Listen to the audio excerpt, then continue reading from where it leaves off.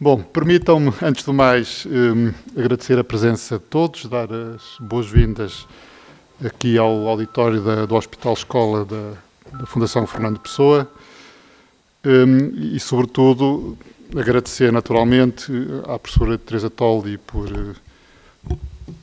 promover e patrocinar todo este ciclo de conferências em torno da Cátedra Internacional de Bioética da Universidade de Fernando Pessoa e, sobretudo, só para fazer aqui duas notas, duas chamadas de atenção que eu acho que são úteis, ou pelo menos que me parece que fazem sentido no momento em que estamos aqui hoje para esta mesa redonda, ou para esta primeira mesa redonda.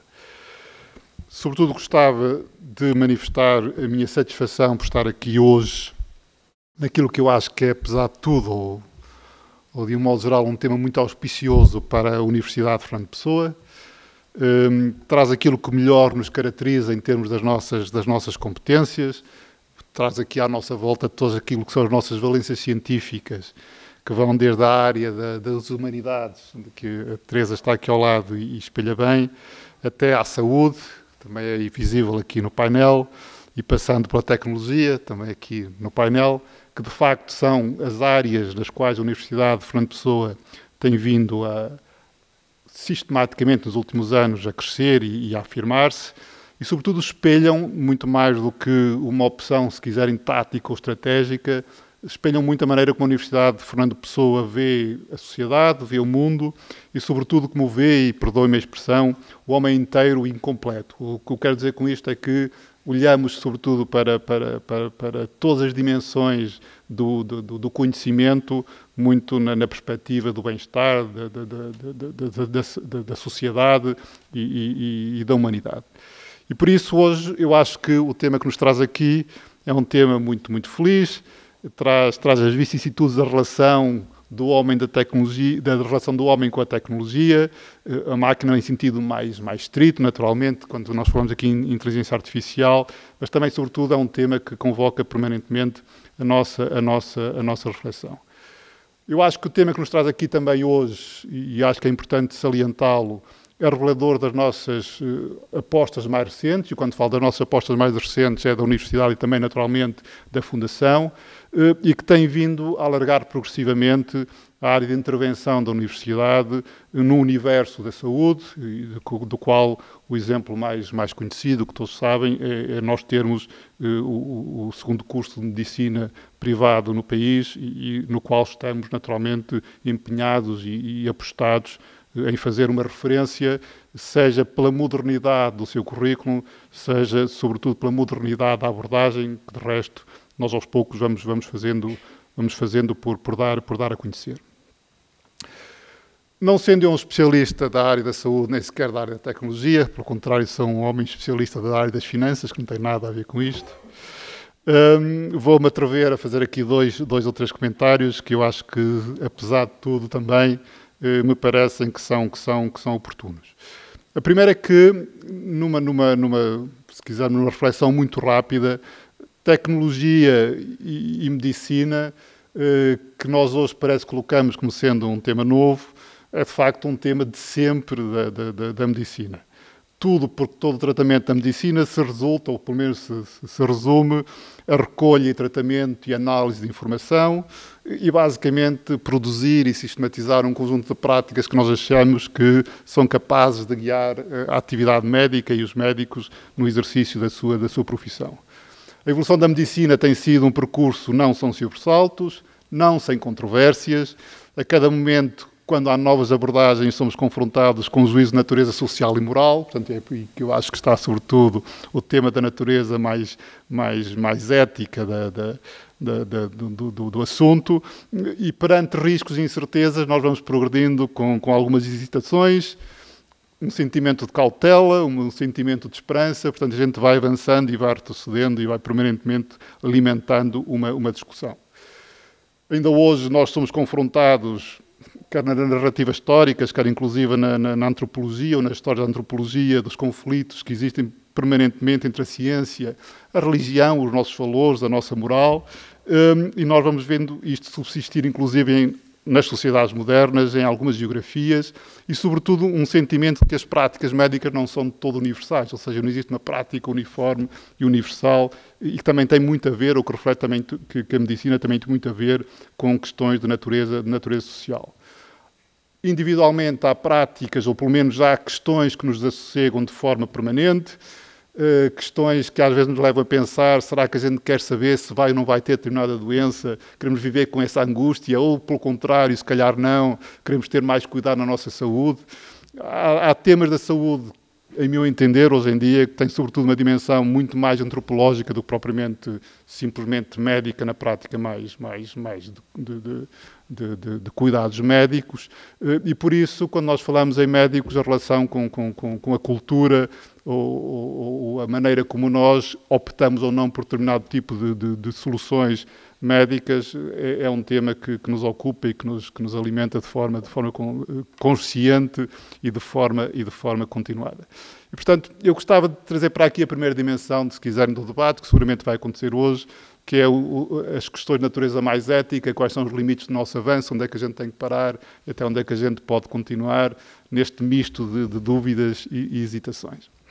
A outra dimensão que me convoca um bocadinho para tudo isto é o tema se quisermos, e que se calhar está mais ligado hoje aqui com a inteligência artificial, com o advento da computarização e, sobretudo, com todos os devices, se quiserem, ou todos os instrumentos ou aparelhos de natureza tecnológica que hoje em dia nós temos ao nosso dispor na área da saúde e que permitem todo um conjunto de soluções, seja como instrumentos de registro de informações novas sobre os doentes, sobre os resultados de determinadas terapêuticas, ou seja, temos uma evolução explosiva que coloca a ciência de dados no centro do furacão, no olho do furacão, e particularmente na medicina. Ainda há pouco estávamos a conversar isto, antes do início desta sessão, sobre os milhões de dados que existem e a forma como eles contém informação que pode ser útil para o avanço da medicina. E por isso, por muito que nós queiramos colocar o acento tónico nas questões éticas, como normalmente acontece quando se fala de tecnologia e medicina, o que é verdade é que há muitas questões de natureza mais, eu diria, mais operacional, mais simples, como protocolos e padrões de recolha de informação, como procedimentos e metodologias de tratamento de dados, como agregar grandes volumes de informação, como produzir resultados de análise que são úteis e que têm rigor científico, ou seja, há toda uma nova ciência ligada mais ao tratamento de dados e, se calhar, menos preocupado com questões éticas e deontológicas, e tem uma natureza, sobretudo, mais tecnológica e que nos permite, naturalmente, refletir aqui também sobre a importância ou sobre o papel de determinados dispositivos eletrónicos e que nós podemos usar hoje em dia na atividade médica, nas suas várias dimensões. Um tema que a mim me recordou de imediato foi que, num mundo de dados abundantes, ou da Big Data, como se costuma dizer, temas como a cibersegurança, a integridade e redundância de sistemas, são coisas que parecem que estão completamente ao lado da vida dos médicos e que chamam, parece, para as engenharias, mas que não deixam de ser importantes e que, mais uma vez, convocam aqui estas visões interdisciplinares. E podíamos ir por aqui afora. Eu sinceramente, acho que o tema é fascinante e, por isso, dou os parabéns pela iniciativa e agradeço a presença de quem está hoje para discutir este assunto. Tenho para mim que os temas da medicina de hoje não são muito diferentes dos temas do passado, a única coisa que muda é o contexto. Temos uma tecnologia nova e, por isso, o nosso compromisso é com que as pessoas estejam permanentemente atualizadas e, sobretudo, sejam capazes de abraçar os novos desafios, compreendê-los e discuti-los nestas várias dimensões, desde a ética até à componente mais tecnológica, e que permita a nós, enquanto universidade, fazer o nosso papel, desempenhar a nossa função, sobretudo que é formar e educar profissionais de saúde muito competentes ou altamente competentes, informados sobre os desafios e, sobretudo, aptos para decidir nas melhores condições, com forte sentido de rigor, conhecimento, consciência e ética, e que nos permita ajudar a construir uma sociedade melhor, mais inclusiva. De uma maneira que nos permita a nós, enquanto universidade, perseguir o legado que a universidade o legado que nos foi entregue a nós enquanto universidade, mas sobretudo este legado de construir ou de continuar a construir uma instituição forte na área da saúde e que naturalmente seja bem sucedida. Muito obrigado pela vossa paciência, primeiro por me ouvir, sobretudo num conjunto seguramente de banalidades, por não ser a minha área de expertise, mas muito, muito ansioso pelo bom desfecho deste debate. Muito obrigado aos participantes e naturalmente aos convidados e também já agora à professora Teresa Toldi pelo convite.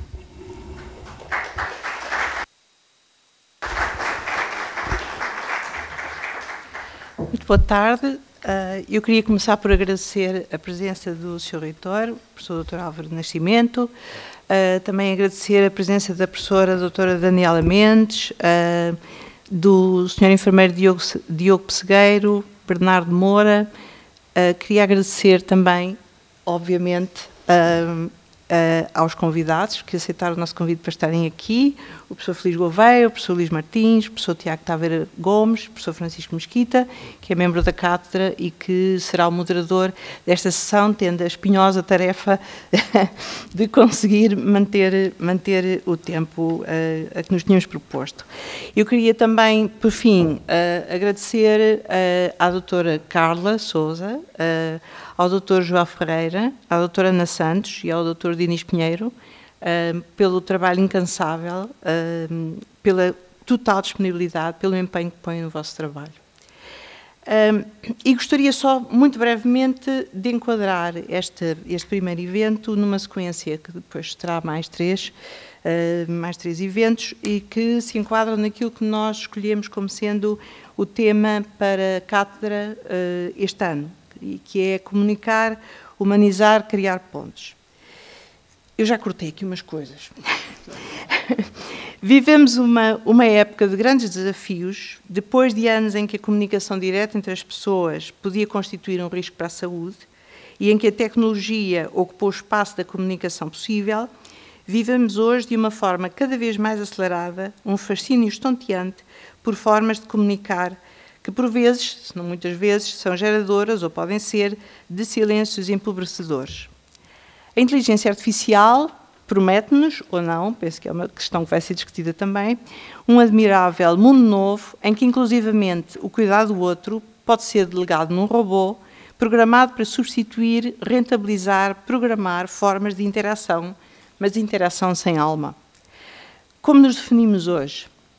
Que parte de nós é o nosso eu? Devo dizer que eu gosto muito desta pergunta. Esta pergunta foi-me feita por um aluno de 18 anos do curso de Ciência Política. Estando eu a falar da racionalidade, nem sequer estava a falar de inteligência artificial, e ele fez-me esta pergunta, que acho que foi das perguntas mais interessantes que um aluno fez na minha carreira de professora. Como encontrar formas de comunicação significantes, silêncios, palavras e gestos que aproximam, em vez de acirrarem o individualismo? Que espaço terá uma alteridade constitutiva do ser humano? Estas são as grandes questões que a Cátedra Internacional em Bioética da Universidade de Fernando Pessoa desafia a comunidade académica e, portanto, também a comunidade aqui do hospital a pensar e a debater. Hoje, o tema, como temos ali naquele belo cartaz, é inteligência artificial aplicada no contexto de cuidados de saúde. Permite-me, antes de passar a palavra ao professor Francisco, de dizer que os próximos temas, não temos ainda datas, mas de qualquer modo já faço uma antecipação dos próximos capítulos. Os próximos temas serão o envelhecimento, compaixão, empatia e humildade narrativa, a ética da e na comunicação. Muito obrigada e então agora tem os nossos colegas a palavra. Penso que tem som. Sim? Estou a ouvir bem? Ok, muito obrigado.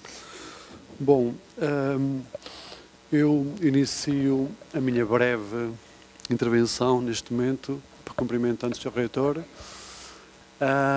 também a professora Teresa Toldi, que, aliás, estou aqui na qualidade de membro integrado da Cátedra Internacional de Bioética. De facto, para mim é uma honra de participar desta cátedra por múltiplos e variados aspectos. Também cumprimento os meus colegas de painel. Muito obrigado por estarem aqui. Todos os presentes.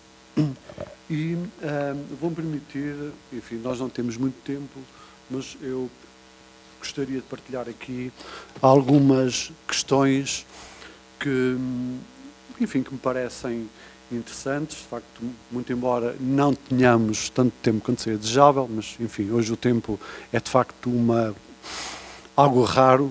Nunca temos tempo suficiente para o que queremos fazer. E vou, sem mais delongas, em relação à questão da inteligência artificial, eu sou um cético confiante. Na verdade, é esta dualidade que define, é algo que eu acompanho há muitos anos também, nas minhas atividades, quer na UFP, naturalmente, quer fora da UFP, também em termos artísticos, por exemplo. E, de facto, o que eu penso é que a tecnologia não é boa nem é má. Depende do uso que a gente lhe dá. A energia nuclear é a energia mais limpa de todas. No entanto, pode ser, ou é, naturalmente, a mais destruidora. Uma outra questão que está muito relacionada também com a inteligência artificial, e que eu tenho estudado há uns anos também, é a questão da complexidade. O Edgar Morin, por exemplo, tem um vasto estudo sobre esta área. Ele tem já 102 anos, faz este ano 103, provavelmente terá alguma inteligência artificial própria só para ele, porque de facto é inacreditável, porque ainda continua, apesar da idade, a produzir de uma forma absolutamente incrível. E esta questão da complexidade parece-me ser algo absolutamente importante, que a vida, de facto, é complexa. E se é complexa, só há uma forma de abordagem. É, naturalmente, termos um pensamento plural sobre as questões, sobre os problemas que nos surgem. A meu ver, esse é o grande problema do mundo atual. É que não existe a pluralidade, mas as pessoas envolvidas nessa pluralidade não ouvem o outro. E a abordagem tem que ser complexa também, porque a simplificação isola. Lembrando aqui o Donald Norman, não o outro Donald, mas o Norman, que de facto é uma pessoa que tem escrito muito sobre estas questões. Portanto, nós vivemos num tempo de revolução, uma revolução talvez equiparável à revolução, à descoberta de fogo, há 1 milhão e tal de anos, muito mais recentemente da escrita, porque uma e outra, entre muitas outras, naturalmente, questionaram-nos e permitiram desenvolver o nosso olhar, o nosso pensamento, que é de facto algo absolutamente importante. Eu tomo a liberdade de me referir aqui ao Isaac Newton, numa frase que ele tem, que eu considero muito importante, porque remete justamente, não apenas para a história, mas para a memória também, que é, se eu vi mais longe, é porque estava no ombro de gigantes. E esta questão é uma questão, para mim, absolutamente crucial em termos do conhecimento e a forma como a gente transmite o conhecimento às novas gerações. Enfim, sem grandes delongas sobre estas questões, que são questões complexas e sobre as quais eu aqui te poderia estar a falar um pouco mais, vou falar sobre 2 questões que são absolutamente importantes na inteligência, ou nesta tecnologia, ou nesta nova tecnologia, que não será assim tão nova quanto isso, mas aqui o professor Luís Gouveia falará um pouco sobre estas questões também, que são os números, né? Os números que naturalmente surgiram há cerca de 30 mil anos, mais recentemente o sistema decimal, por exemplo, a álgebra, enfim, todo um conjunto de imagens do mundo aritmético que talvez sem essa informação não teríamos as pirâmides de Gizé, o Partenon da Grécia, o Coliseu de Roma, talvez o próprio Da Vinci, enfim, numa época muito mais recente,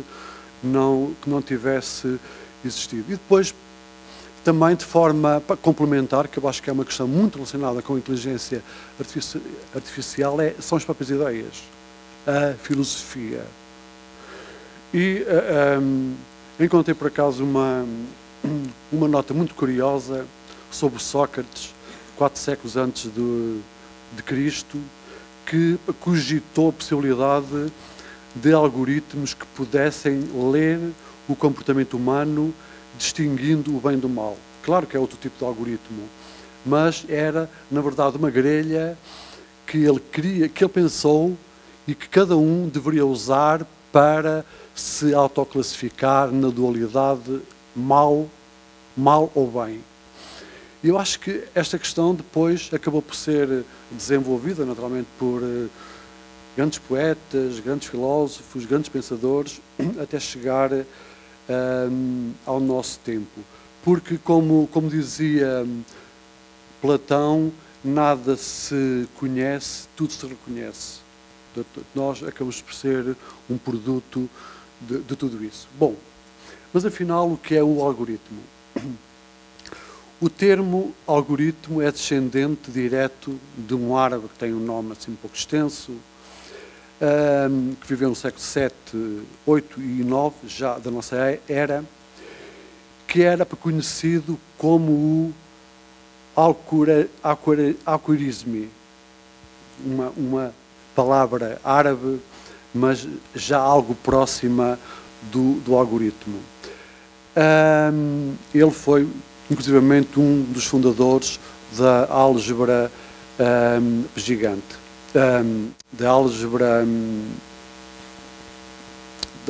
fundador da álgebra, desculpa, sei que é. Então, o algoritmo é o quê? É o princípio e o fim de um pensamento lógico desenvolvido ao longo dos séculos, que foi elevado a conceito matemático e a procedimentos computacionais. Ou seja, num primeiro nível, ele não é mais do que um processo de cálculo. O algoritmo é, naturalmente, a base da inteligência artificial. Eu diria mesmo que o algoritmo acaba por ser uma receita, onde se inserem os ingredientes de acordo com os objetivos que temos e depois, naturalmente, serão atingidos determinados resultados. Bom, eu tenho aqui uma nota sobre inteligência fraca e inteligência forte. Vou deixar isso para uma outra oportunidade, dado o tempo escasso que nós temos, mas basicamente a inteligência fraca são enfim, o que já existe, não é? A Alexa, por exemplo, e a Siri, que têm perguntas muito fáceis para nós e que provavelmente muitos de nós já temos instalado nas nossas casas, do género: Alexa, acenda a luz, Siri, faz isto e faz aquilo. Claro que nenhuma delas pensa.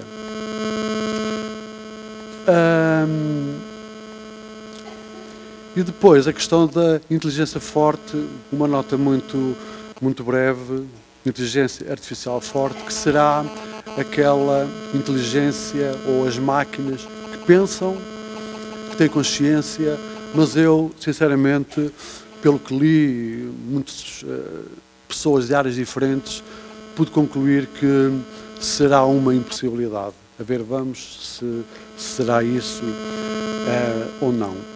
Bom, 2 notas finais, ou 3, que têm a ver com os alertas.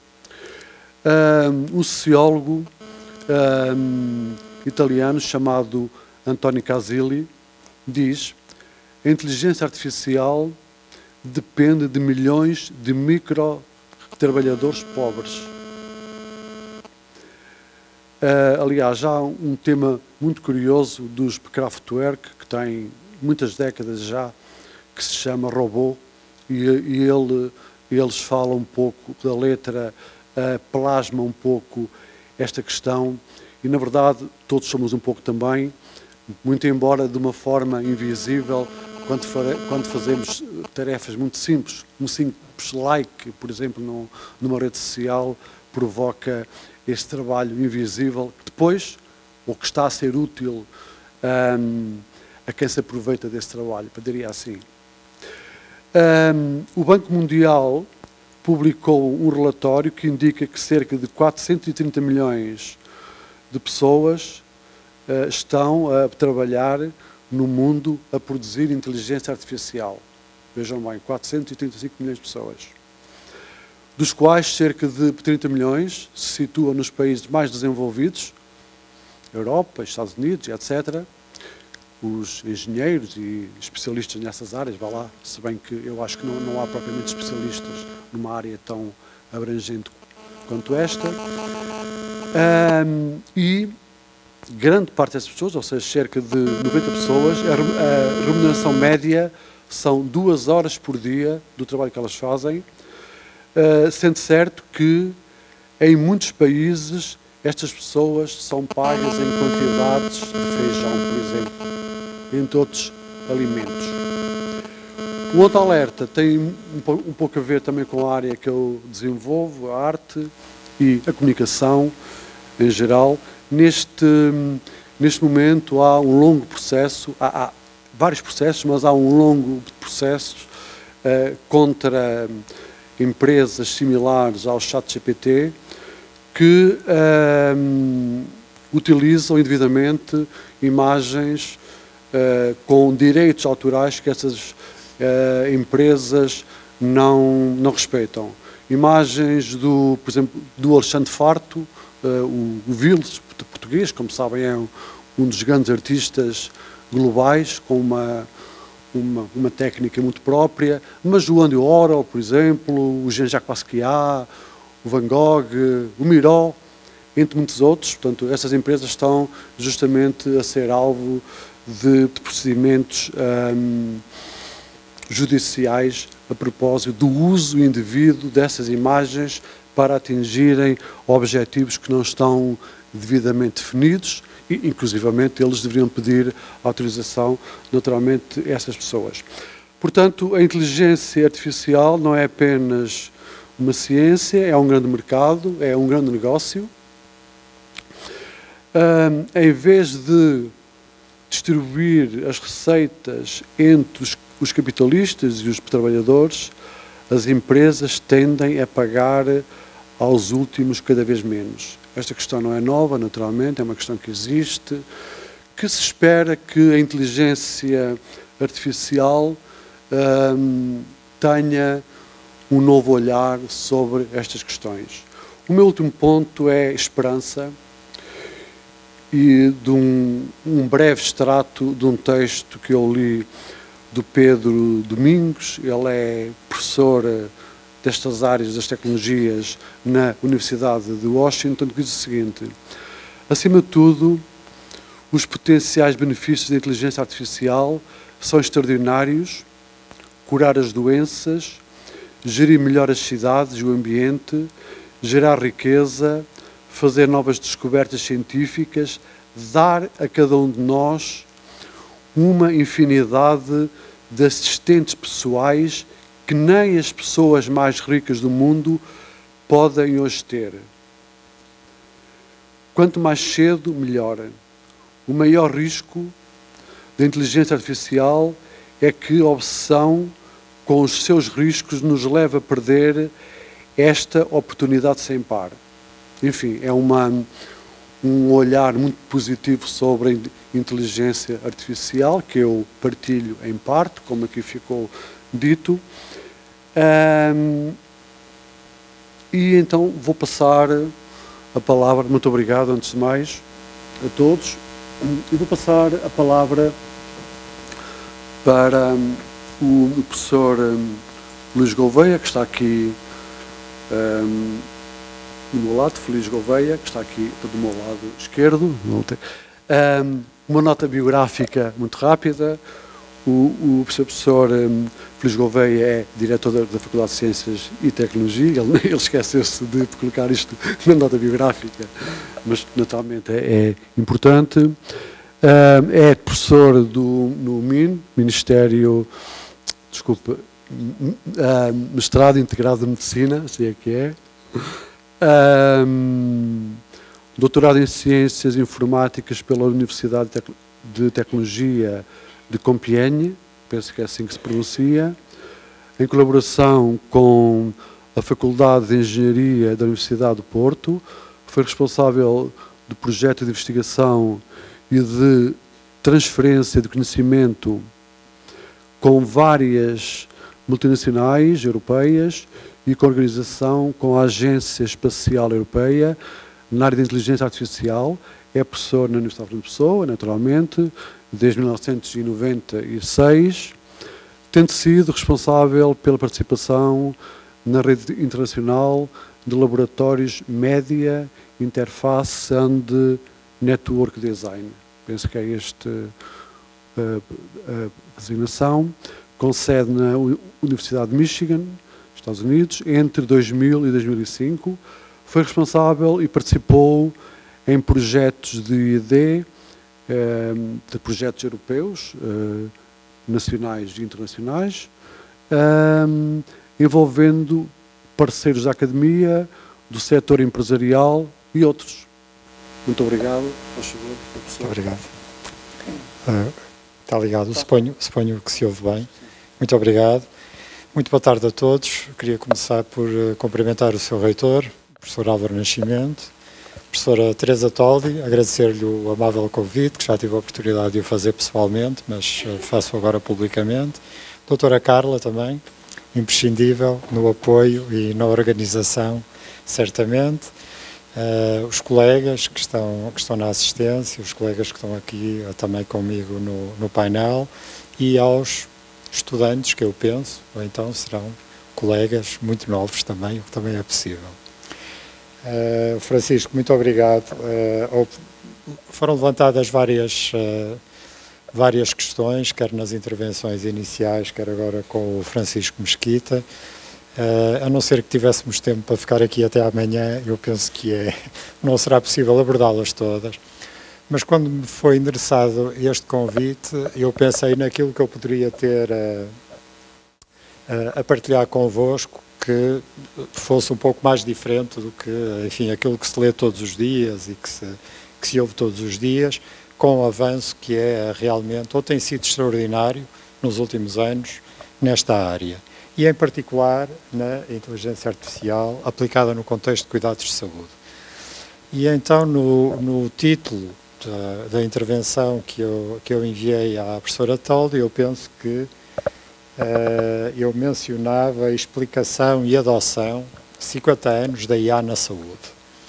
E 50 anos da IA na saúde porque está a fazer, ou terá feito, 50 anos desde que o primeiro sistema inteligente, operacional, resultou de uma tese de doutoramento numa universidade americana na área da saúde. Portanto, foi na Escola Médica de Stanford e esse sistema era suposto apoiar na decisão a uma questão que eu penso que é complexa. Eu não quero aprofundar muito essa questão para não mostrar a minha ignorância, mas seriam as infecções bacterianas, penso eu, provocadas por bactérias.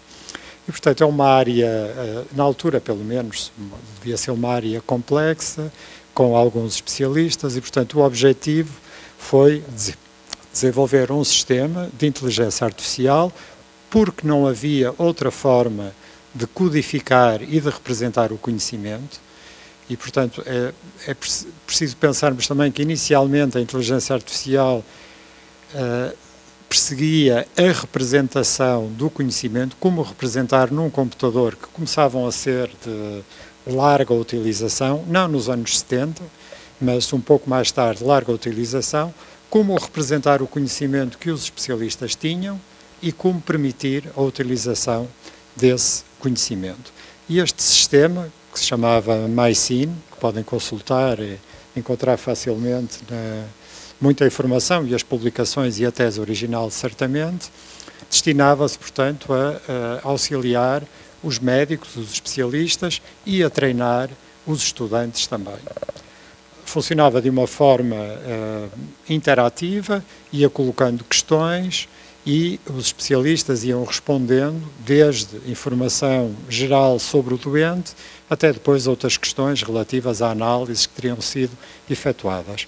E o resultado final era uma proposta de quais as bactérias que poderiam estar na origem daquela infecção. E essas bactérias eram ordenadas segundo um fator de certeza, que era também uma magia que existia no sistema e que, portanto, que dava uma ideia da certeza que o sistema tinha na proposta daquele resultado. E conhecer este sistema é instrutivo por várias razões. Primeiro, porque surgiu no domínio da saúde, onde também o professor Álvaro referiu isso. Existe muita informação, é extremamente complexo e as decisões são cada vez mais difíceis de tomar.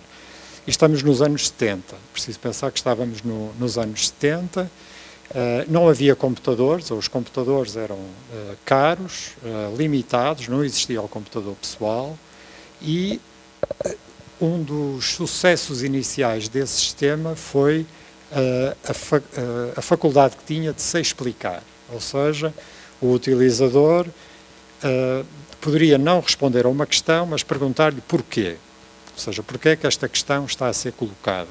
E o sistema mostrava-lhe o encadeamento do suposto raciocínio que o teria levado a colocar aquela questão. Eu não vou dar exemplos porque, enfim, seria absolutamente inútil, mas essa era uma propriedade do sistema que foi considerada extremamente importante e que agora, como sabem, voltamos novamente às questões da explicação, mas por outras razões. Portanto, o facto do sistema se poder explicar poderia ser útil para o ensino, ou seja, pessoas com menos experiência, profissionais com menos experiência, poderiam pelo menos perceber ou ter uma percepção de porquê é que aquela questão estava a ser colocada. Porque é que aquela pergunta em particular sobre aquela bactéria, aquele micro-organismo, aquela análise, porque é que aquela pergunta era relevante naquele contexto. E, portanto, essa capacidade de explicação era extremamente apreciada. Mas havia outra questão, que também foi levantada aqui e que está até relacionada com esta cátedra e com o que nos reúne aqui hoje, que era a questão ética. Até que ponto é que uma máquina, e isso na altura era levantado, até que ponto é que uma máquina pode tomar uma decisão com a importância que tem. Portanto, não estamos aqui a decidir se uma pessoa pode ter um empréstimo ou qual vai ser o valor do seguro a cobrar a uma determinada pessoa ou empresa em função do seu perfil de risco, mas estamos a decidir questões que podem ter um impacto grave no bem-estar e na saúde das pessoas. E, passado uns anos, isso aliado também à dificuldade em ter o sistema a funcionar, porque os computadores eram caros, eram raros, não era assim tão fácil ter o sistema disponível para qualquer pessoa, tinha provavelmente que estar, que certamente a maioria dos presentes não sabe ou não se lembra, teria que estar numa sala climatizada e com acesso condicionado, não é? Eu passei por isso, algumas pessoas poderão ter passado por isso, mas a experiência mais normal hoje em dia é que todos tínhamos a inteligência artificial num telemóvel, não é?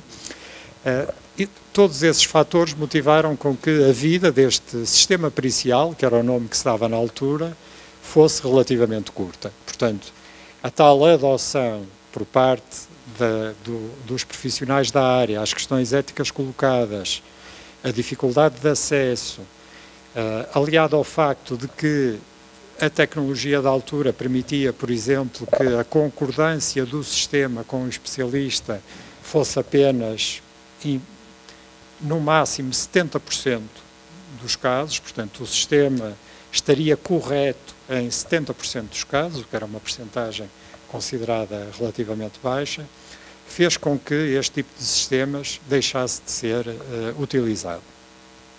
Estávamos, portanto, nos anos 70, durante os anos 80 continuou-se, alguma da experiência que o Francisco relatou e que eu tive, tentámos durante algum tempo extrair conhecimento às pessoas e colocar em sistemas informáticos que pudessem funcionar e que resolvessem questões complexas. Sempre numa perspectiva, e é a perspectiva que ainda seguimos hoje, mas eu costumo dizer isto, o filósofo espanhol Ortega y Gasset dizia que a técnica é uma técnica para poupar esforços.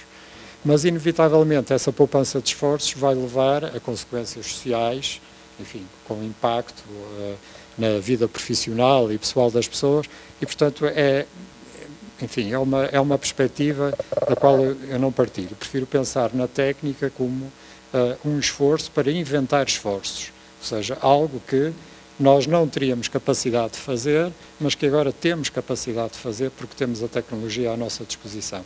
E não para poupar esforços. Claro que o Gasset disse isto também, enfim, no máximo nos anos 70, mas ainda é uma perspectiva que é usada por muitos, e é algo que agora, com a inteligência artificial na mão de todos nós e na mão de qualquer empreendedor, pode eventualmente colocar, e só se fala de startups e empreendedorismo, e uma das consequências para as quais a sociedade, não só a sociedade, mas o regulador também.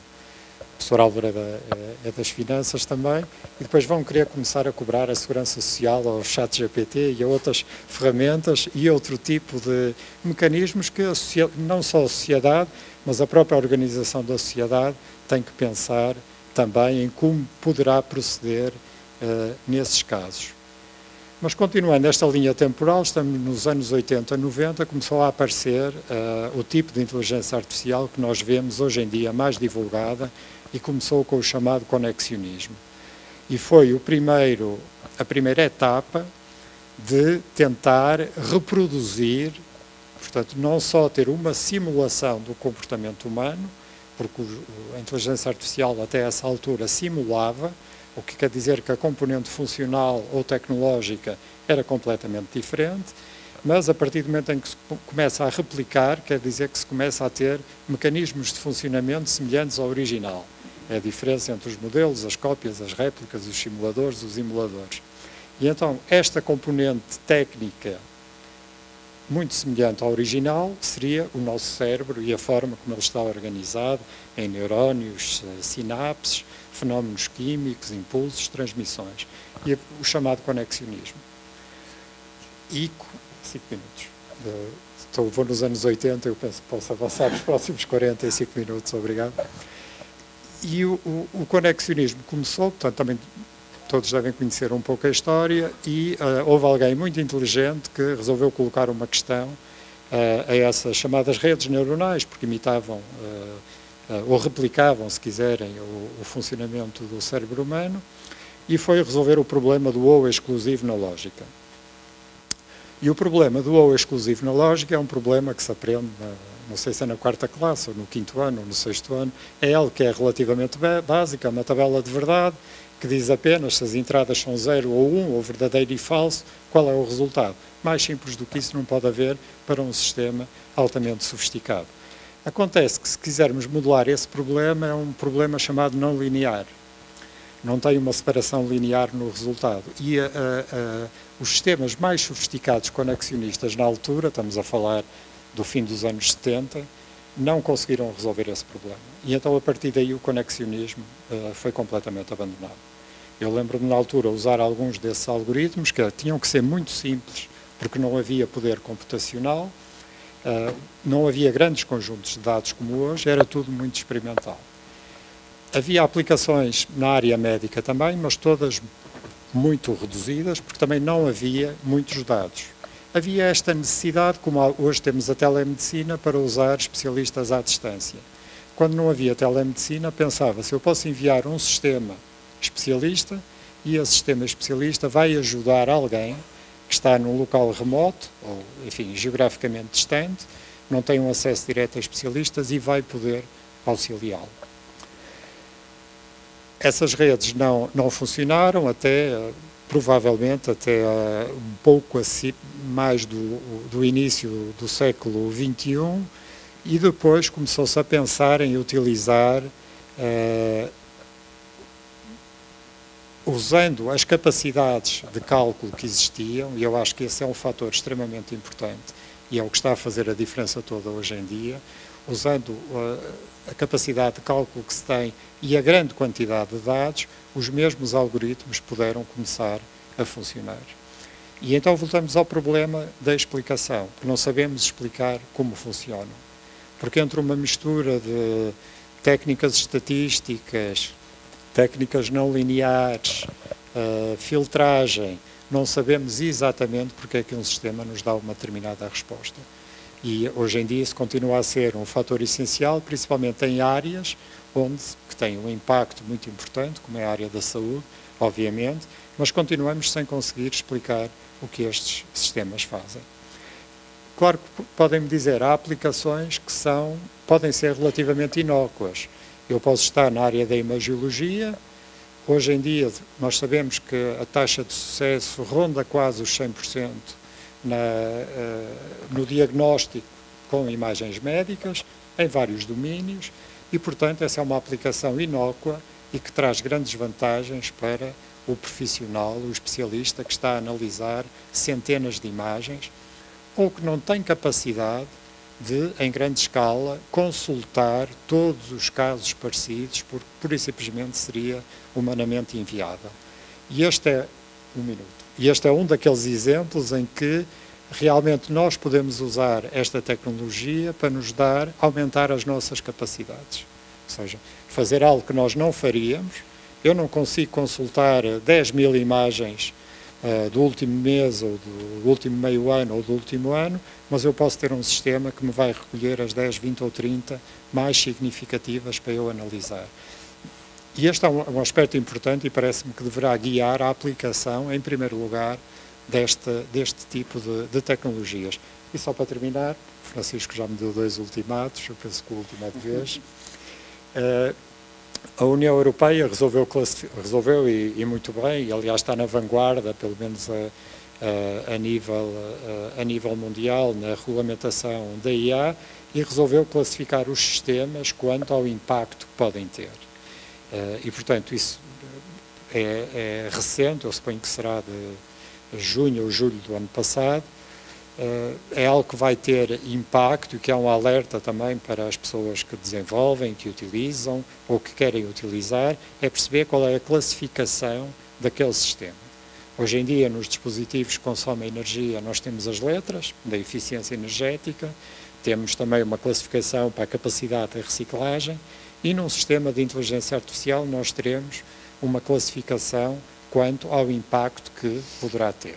Poderemos ter desde sistemas completamente inócuos até sistemas que podem ser utilizados para fins que podem ter um impacto significativo na vida das pessoas. E, portanto, eu acho que é algo que, e como profissionais de saúde, como pessoas da saúde, acho que é algo que nos devemos congratular, que isso seja feito e que toda a comunidade deverá, obviamente, também participar e contribuir para que esse tipo de classificação, para que esse tipo de auditoria desses sistemas seja feita, para que eles possam ser usados com a segurança e com o benefício de todos.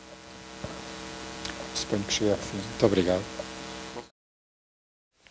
Muito obrigado, Sr. Professor. Eu não me perdoo há pouco, por lapso meu, não segui o guião, esqueci-me de cumprimentar a doutora Carla de Sousa, agradecer de facto todo o apoio inexcedível que ela deu ao longo de todo este processo. Acabei por não seguir o guião e então peço desculpa por essa falha. Aproveito também para cumprimentar o Sr. Professor Dr. Salvador Trigo, presidente da Fundação Ensino e Cultura Fernando Pessoa, que está aqui entre nós também. Bom, vamos passar para o Sr. Professor Dr. Luís Martins. É médico cardiologista desde 1987, doutorado em Medicina e Cirurgia, tem o grau de consultor, categoria de assistente graduado sénior desde 2001. É Hypertension Specialist da European Society of Hypertension desde 2009. Atualmente é cardiologista sénior no Hospital Escola no Estado de Pessoa, desde janeiro de 2020, coordenando a área da sua especialidade nessa instituição. Desempenhou os seguintes cargos: diretor clínico do Hospital Escola Fernando Pessoa, de 2019 a 2020, diretor de serviço de cardiologista CHEDV, penso que é assim, de 1998 a 2020, diretor da Faculdade de Ciências da Saúde da UFP 2000 a 2019. Muito obrigado, Sr. Professor. Sr. Reitor, muito obrigado pelo convite. Professora Teresa Toldi, é um prazer estar aqui. Depois de todas estas introduções, é complicado para um profissional de saúde do terreno de tentar sumarizar estas questões e ver qual é a minha visão de uma área que sempre me interessou, continua a interessar e que eu continuo a achar que está a ter um profundo impacto. Nós ou somos a solução ou vamos ser cilindrados, porque nos estamos a esquecer que a saúde está a mudar, a saúde globalmente, porque neste momento são os utentes, os doentes que têm os equipamentos. E se nós não dermos resposta, alguém vai dar. Portanto, a minha visão é que, claramente, primeiro, o Sr. Reitor disse que era da área financeira, que não tinha nada a ver com isto, tem tudo a ver com isto, porque não são os profissionais de saúde que vão derrotar a Google, a Amazon e todas essas companhias. E porque, do outro lado, somos nós, como utentes, que temos os equipamentos e que temos os dados e que temos a informação. E, portanto, aquilo que eu vou tentar é mostrar, digamos, na minha área, uma área que penso que vai ser toda a gente e perceber o que é que está em causa. E o que está em causa é isto. Por exemplo, o Eric Topol é um eminente cardiologista americano que já em 2013 escreveu A Destruição Criativa da Medicina. E como é que a revolução digital está a influenciar a saúde. E chamando a atenção que, essencialmente, se começava a ignorar a possibilidade de ter técnicas baratas que melhoravam a sério a personalização e os custos de saúde, pura e simplesmente porque a comunidade médica estava a resistir à mudança. Muitas das vezes esta questão é o receio, é a ameaça e, às vezes, até a questão de que nós vamos ser prejudicados do ponto de vista financeiros. E vamos, nós temos é que ser parte da solução e não o problema, como eu digo. E, portanto, penso que se reconhecem isto é um editorial muito recente acerca do site mais conhecido, da área cardiológica e da área cardiovascular, que se diz se o smartphone vai ser o novo consultório médico. Porquê? Porque todos os nossos telefones foram reformulados e, ao mesmo tempo que se faz um tweet ou que se faz uma selfie, eu posso ver a pressão arterial e posso ver, digamos, o sono, posso ver a glicemia. Portanto, o novo normal na prestação de saúde é este. Temos aqui, como digo, as imagens passam muitas das vezes uma boa mais rápido do que a conversa. E reparem, avaliar o sono pode ser feito assim. A minha área era o Walter, que era andar a ver as arritmias, agora é assim. A diabetes, este já é o dia-a-dia do diabético, já não tem que se picar e consegue ver a glicemia 50 ou 60 vezes. Isto tem implicações terapêuticas enormes, podemos depois discutir no fim. E a pressão arterial também. Porquê é que eu escolhi a pressão arterial? É bom que tenhamos a noção, primeiro, sem entrar no problema do professor Feliz Gouveia, quando estamos a falar de transformação digital da saúde ou a saúde digital, não estamos só a falar de inteligência artificial. Estamos a falar de três coisas fundamentais para esta evolução. A internet das coisas, penso que sabem o que é, e a internet das coisas médicas, portanto, são os equipamentos que estão ligados, múltiplos. Vamos considerar que ainda há muitos gadgets, mas há outros que não são gadgets, que estão certificados como equipamentos médicos. Depois temos a computação na nuvem, que resolve alguns problemas éticos da questão da inteligência artificial e, claramente, a inteligência artificial. Como é que o profissional de saúde que está no terreno vê esta questão?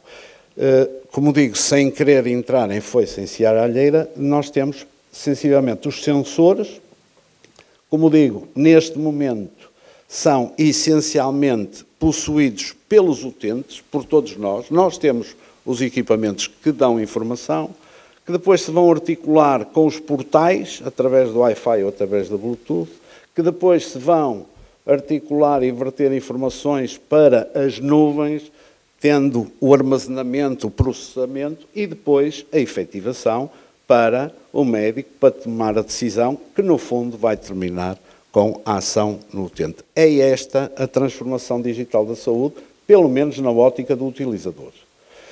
Onde é que está a inteligência artificial? E por isso às vezes estamos aqui a discutir algumas coisas. É que nada disto é possível sem ter inteligência artificial. Porque a inteligência artificial permite toda esta articulação. Nós não vamos voltar para trás.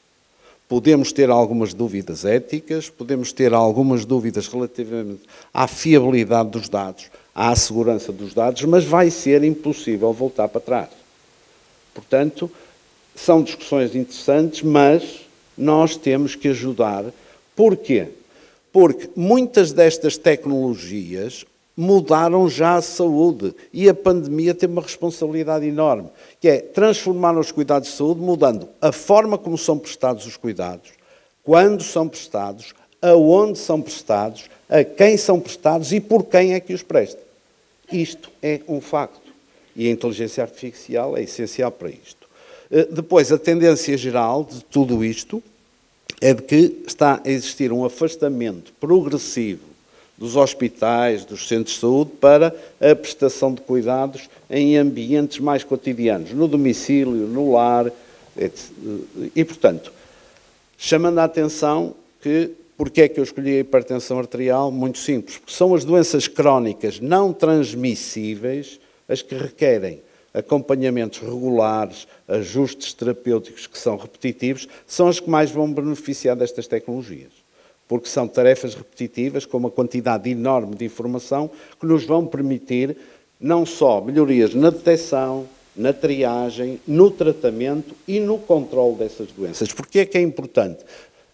A Organização Mundial de Saúde, já este ano, dezembro, dia 12 ou 13 de 2014, as doenças não comunicáveis representam 74% da mortalidade global no mundo. E destas, são as doenças cardiovasculares as que mais matam no mundo todo. E estas têm uma designação, hipertensão arterial, porque doença cardiovascular, 80% a 85% está relacionada à hipertensão arterial. Daí eu ter escolhido a hipertensão arterial para vos questionar. E agora reparem, a evolução tecnológica. Todos nós tivemos dúvidas. Eu não fui mais para trás para não mostrar um cavalo em 1720 com um tubo de vidro metido numa carótida. Essa era a medida real. Mas, em tempos mais próximos, 1890, um aparelho que comprimia o pulso, o Riva-Rocci, precursor da medição da pressão arterial, o esfigmomanómetro de mercúrio. Eu realço uma questão. Quando se fala tem 125, 60, tem ideia quais são as unidades, ou não? Pois, é que são milímetros de mercúrio. E, portanto, eu quando tinha este equipamento, estava sempre certo, porque aquilo tinha um parafuso, abria-se o parafuso e ficava calibrado, porque era a pressão atmosférica. Eu, com estes aparelhos, não sei bem o que é que estou a medir. Portanto, porque é que eu vou questionar o que eu agora meço com o relógio? Isso são outras questões que são mais técnicas para os cardiologistas, mas medição de consultório. Depois, na década de 90, apareceram os aparelhos automáticos que permitiram a automedição e depois a monitorização ambulatória da pressão arterial, que é andar um equipamento que vai medindo à medida que nós andamos. Nesta última década surgiram uma panóplia de equipamentos que medem pressão arterial. Às vezes deslocamos a discussão para se estamos a medir a mesma coisa e qual é a fiabilidade do equipamento. E isso não é inteligência artificial, mas também é, porque tem os algoritmos que fazem essa derivação. E, portanto, eu vou só fazer um exercício do que é que estamos a discutir. Medição de consultório. Portanto, a medição tradicional de quem ia ao médico que lhe media a tensão arterial. Uma medida chama-se medição de pressão arterial de consultório. Com base nisto, nós tomávamos as decisões todas. Tomávamos e tomamos. Não tantas vezes, mas reparem, automedição é o doente ou o utente, a pessoa que tem o seu equipamento e que pode medir 1 ou 2 vezes por dia ao longo de vários dias. Portanto, tem este tipo de informação. Uma medida em vários dias. Monitorização ambulatória de pressão arterial. Um equipamento que é posto no doente e que mede 80 a 90 vezes durante o mesmo dia. Dá-me este tipo de informação. Toda concentrada num dia. O que é que os novos equipamentos fazem?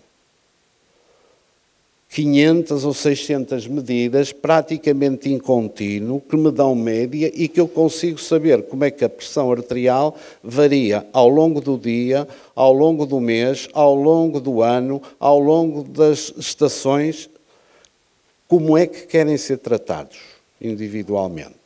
Com este tipo de informação ou com aquele. Para avaliar isto, eu preciso ter os algoritmos fiáveis da inteligência artificial. Porque nós, neste momento, temos acesso a este tipo de informação e a este tipo de médias. Não uma medição ocasional, mas eu consigo acompanhar ou acompanhar-me a mim próprio durante um ano inteiro e ter implicações importantes em termos de doença. Como qualquer tecnologia, tem uma fase de dúvida, todos nós resistimos, vai haver uma fase de sobreposição, mas depois vai ficar. Porque agora os puristas dizem que nós não sabemos se estamos a medir a mesma coisa. Eu quero a informação, porque eu posso medir e depois utilizar esta informação como variação. E, portanto, estas tecnologias são fundamentais para conseguirmos diminuir a doença cardiovascular, quer a nível de screening, portanto, de detecção, todos estes equipamentos, quer a nível do diagnóstico. Vamos questionar se os que já não têm, porque agora os equipamentos já não apertam, já não fazem a oclusão da artéria, é por algoritmos que calculam a pressão arterial, fotopletismografia, mas se retirarmos esses para não termos ruído de fundo, depois o manuseamento e a monitorização são feitos à distância, portanto, pela clínica virtual. Para isto é preciso a inteligência artificial. Tudo isto depende muito da inteligência artificial.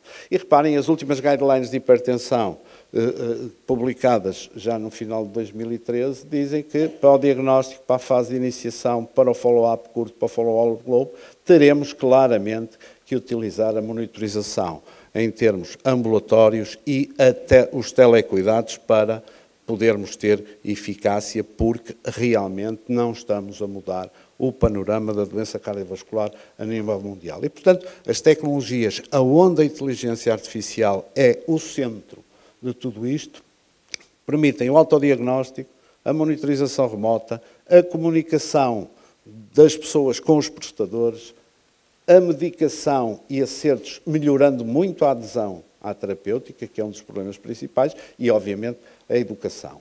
Utilizando isto, nós conseguimos chegar à população mais em risco, nomeadamente as pessoas que têm hipertensão estabelecida, os idosos, as pessoas com acesso deficiente aos cuidados de saúde, os doentes com risco mais elevado.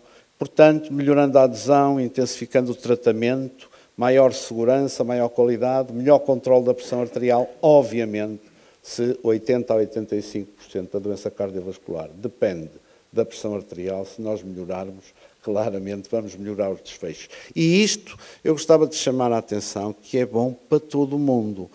A telemedicina, em Portugal não faz, é importante, mas não é muito importante, não é tão importante como nós a pintamos, desculpem dizer assim, porque de Bragança ao Porto demora-se 2 horas. O problema é como é que se fazem chegar cuidados de saúde à Amazónia ou na Índia. E, portanto, eles são os motores deste tipo de tecnologias, porque é a forma de, politicamente, se ganharem as eleições, que é respeitando e dando resposta às expectativas das populações. E, portanto, eu acho que nós temos de ser parte da solução e não o problema, porque nós não podemos ser contra. Eu diria que nós sabemos se os efeitos são positivos ou negativos. São claramente positivos, em termos de eficiência, de acessibilidade, de equidade aos acessos, a custo-efetividade, a precisão e rapidez do diagnóstico, mas temos que resolver um problema principal, a fiabilidade e a privacidade dos dados, a segurança da informação. Obviamente, os algoritmos opacos levantam muitos problemas éticos, a falta de transparência falando na explicabilidade do que é que a inteligência artificial faz e a rastreabilidade daquilo que aconselha a fazer, os algoritmos e a responsabilidade civil. Muito obrigado, espero ter provocado para podermos conversar no fim. Obrigado. Muito obrigado, Sr. Professor. Cumpriu religiosamente o tempo.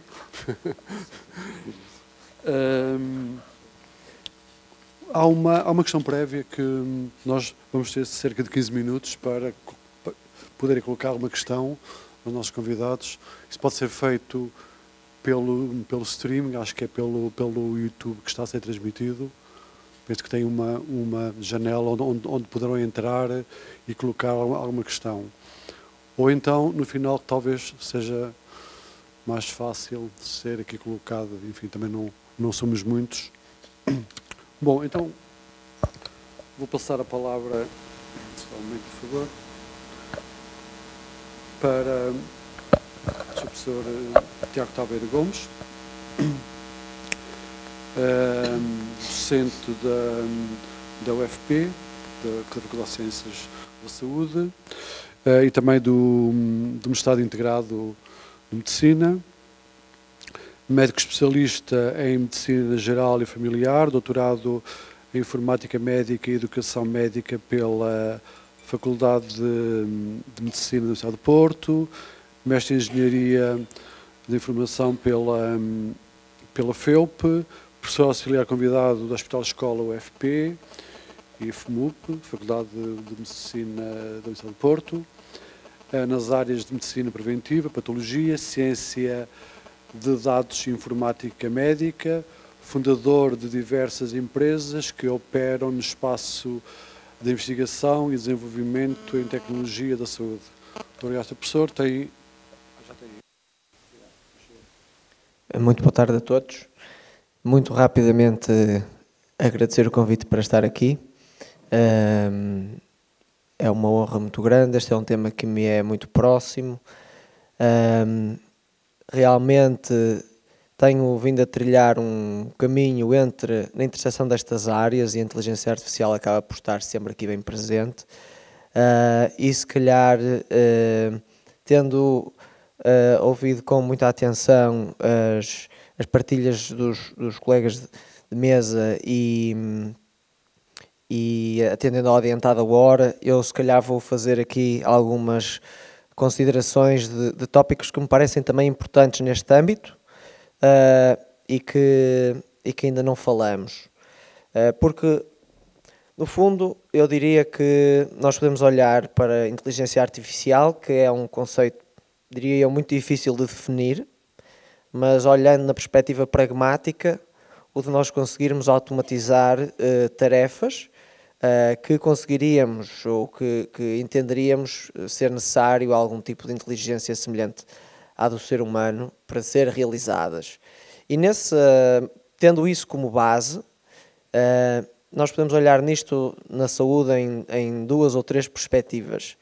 A perspectiva mais processual, da prestação do cuidado, da operacionalização da atividade clínica, seja lá qual for o contexto em que ela ocorre, no hospital, no centro de saúde, no domicílio, enfim, o processo.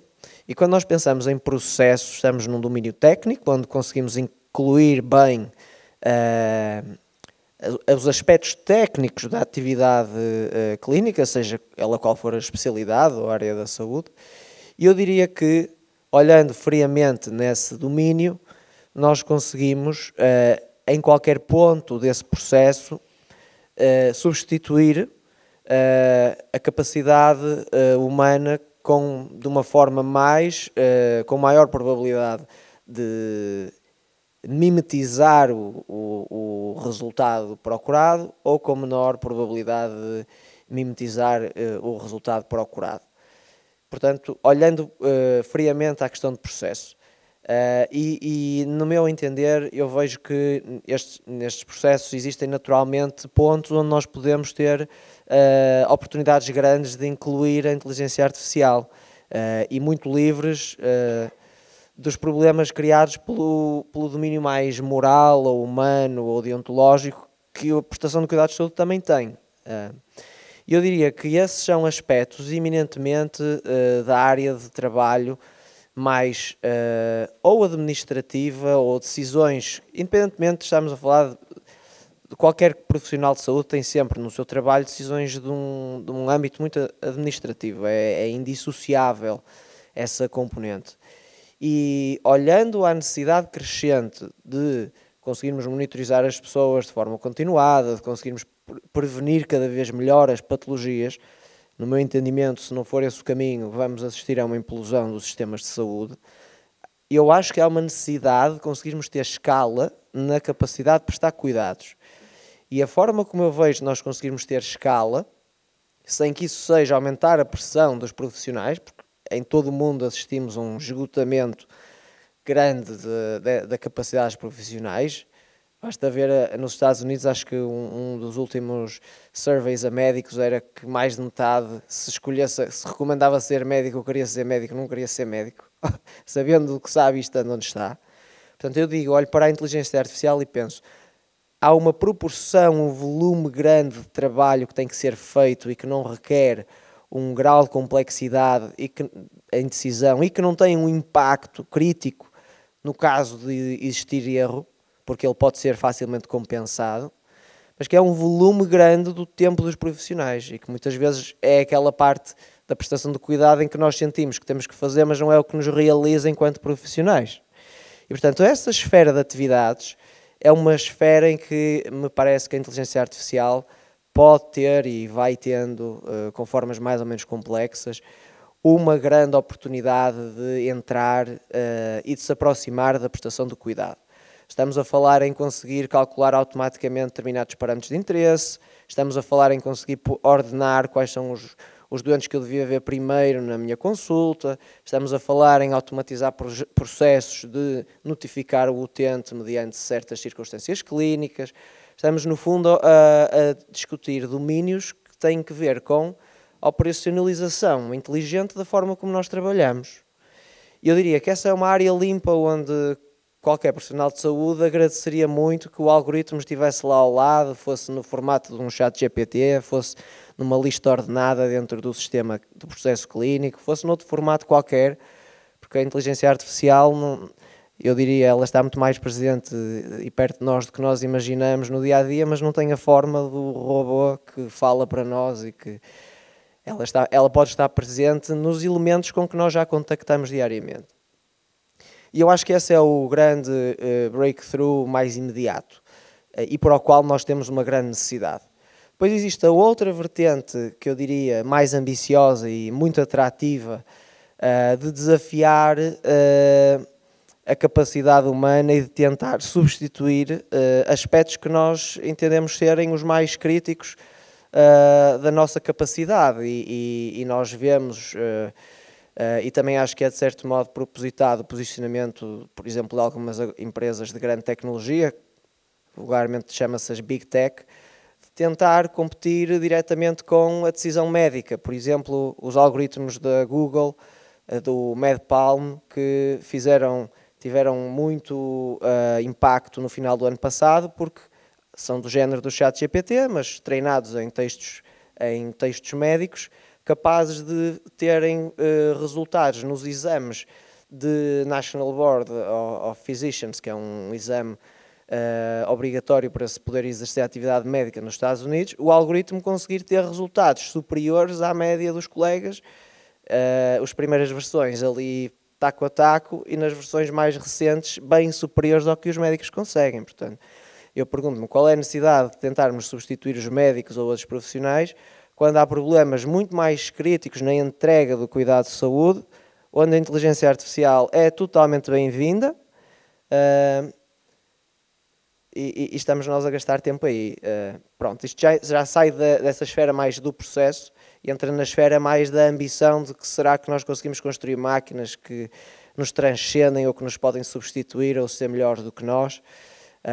E a figura da decisão médica acho que é uma figura muito querida do ponto de vista de estar, de certo modo, num pedestal intocável de uma classe E posicionar algoritmos aí tem impacto de poder pôr em causa que se eles são úteis aí, podem ser úteis em todo lado. E, portanto, isto para trazer um bocadinho nesta reflexão o ponto que as grandes empresas tecnológicas estão a posicionar-se cada vez mais na área da saúde, veem grandes potenciais retornos económicos na área da saúde, não diria que estão totalmente interessados no melhor interesse da saúde das populações, mas veem grandes potencialidades de negócio e de automação, e o posicionamento destes algoritmos é uma forma de conseguir penetrar e de criar fragilidade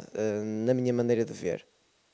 E, portanto, há esta dualidade, poderíamos discutir isto noutros polos, mas eu vou abreviar e não vou discutir mais, mas para, no fundo, dizer que o campo tem estas complexidades, temos este espectro vasto de aplicabilidade, e só para terminar, lembrar que as coisas de 1950, se calhar de 1950 não, mas 1970 ou 90, em termos de sistemas de informação na área da saúde, representam ainda hoje um legado que nós temos que equacionar quando pensamos na inovação e na integração destes elementos, que é, nós em 2024, em muitas áreas, muitas indústrias, vivemos com tecnologias recentes e temos espaço para enquadrar estas tecnologias de uma forma mais disruptiva. Nós na saúde vivemos com tecnologias e temos atividade a operar em cima de tecnologias dos anos 90 ou 80 ou 70 e que continuam a ter que operar e que são uma realidade em todo lado no mundo. Aqui em Portugal também, no SNS, nós sabemos, existem bases de dados, tecnologias que já nem sequer são suportadas e temos um sistema construído por cima delas.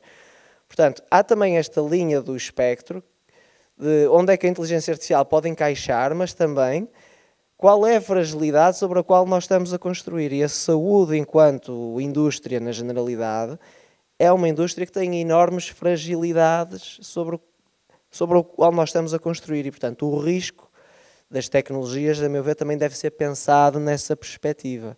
Não só do o que é que acontece ao profissional, o risco do doente, mas próprio risco da sustentabilidade, da forma como tudo isto está montado, às vezes em coisas que são mesmo muito, muito, muito frágeis.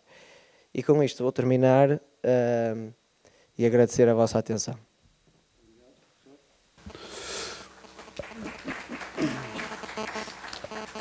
Nós temos cerca de 15 minutos, não sei se haverá alguma questão que queiram colocar. Sim? Não sei se... Como? Ok. Mas talvez pudéssemos dar um destes. Ok. Pode levar isso.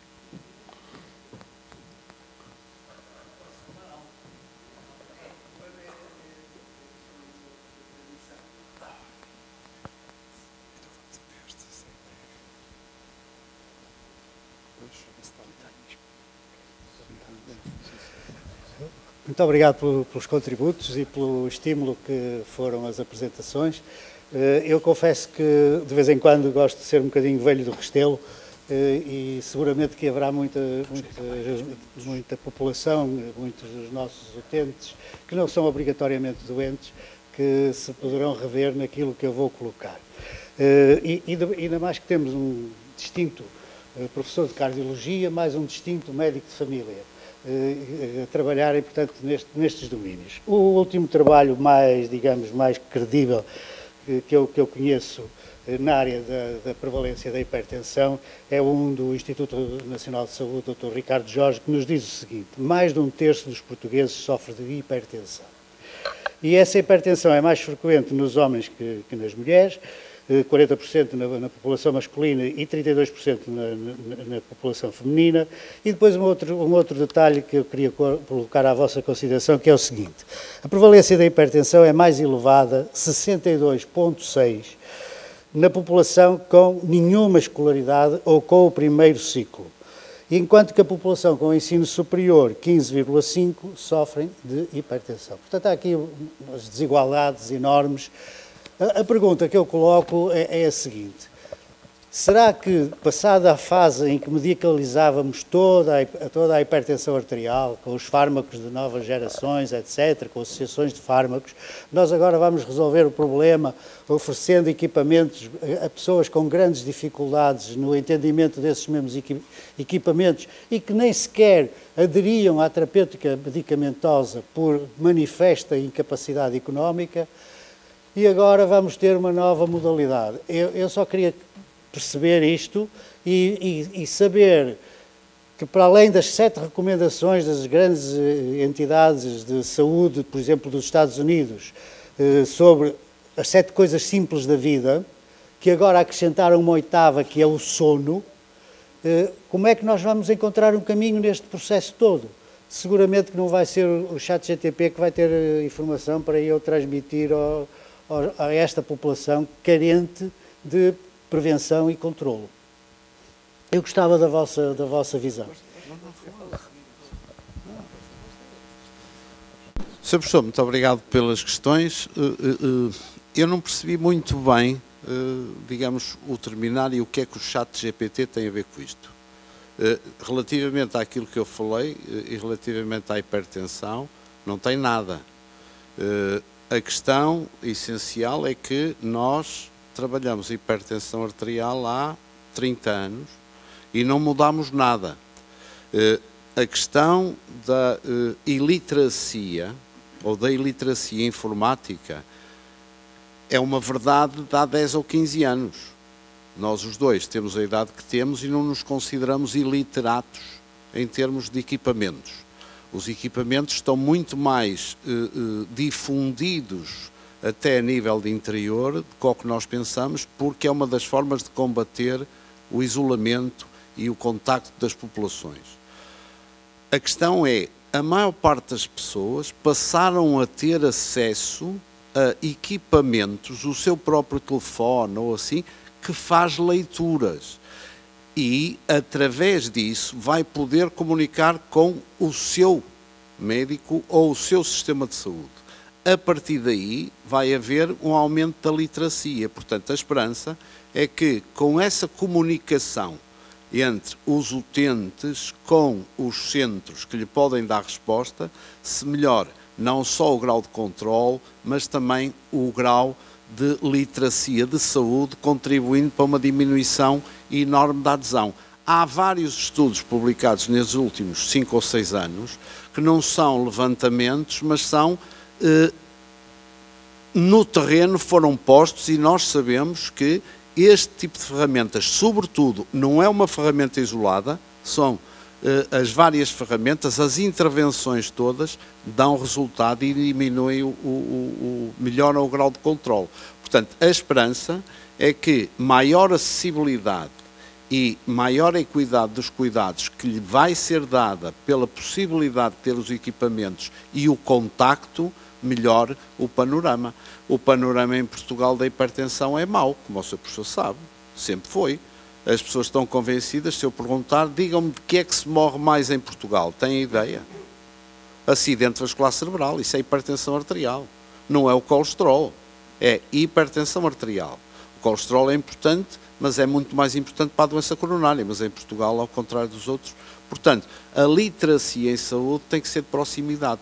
Eu não sei se quem faz clínica, quem vê doentes todos os dias, tem a noção, por exemplo, que no cardiologista, quem me procura aqui no hospital, 25%, é uma população completamente diferente de há 5 anos, é uma população muito mais jovem e que vem por causa do relógio ou por causa do telefone.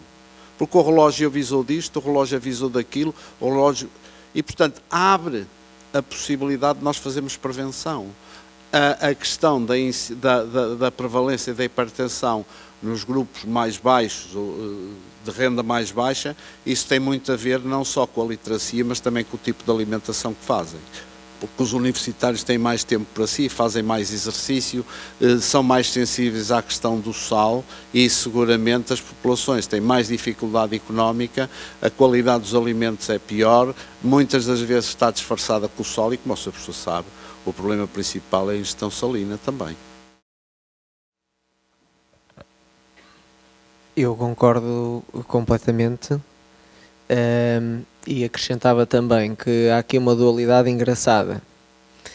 Por um lado, e que nós assistimos muito isto na medicina geral e familiar, e agora com a área, não é na hipertensão que estamos a ver agora neste momento, mas é na área da obesidade. Que é, por um lado, nós temos tecnologias que são cada vez mais capazes de resolver o problema e se calhar até mitigar a questão da iliteracia, etc. e tal, e se calhar até conseguimos ter chat GPTs ou outros algoritmos que até vão ser úteis e que vão conseguir recomendar e ser agentes e fazer o coaching, etc. Mas que depois roubam uma coisa fundamental das pessoas, que é a capacidade de elas desenvolverem por elas próprias essa autonomia.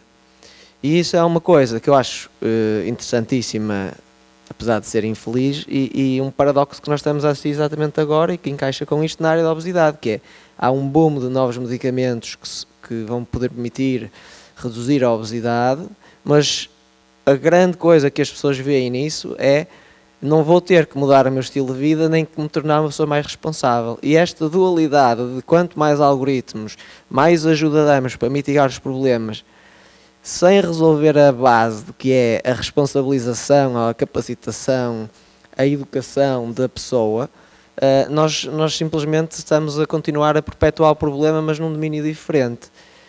O que, a meu ver, a inteligência artificial aqui pode aparecer como uma solução de curto prazo, mas que passa o problema para o outro lado se ela não for usada no sentido de capacitar o doente e os próprios profissionais de saúde também.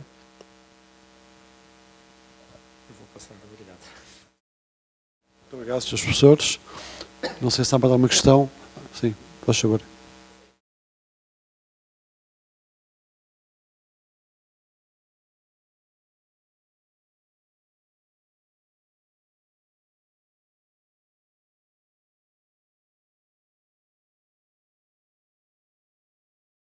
Obrigadíssimo.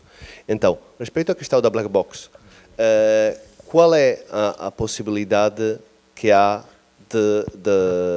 de treinar os algoritmos para que sejam self-explaining, a interpretabilidade dos sistemas?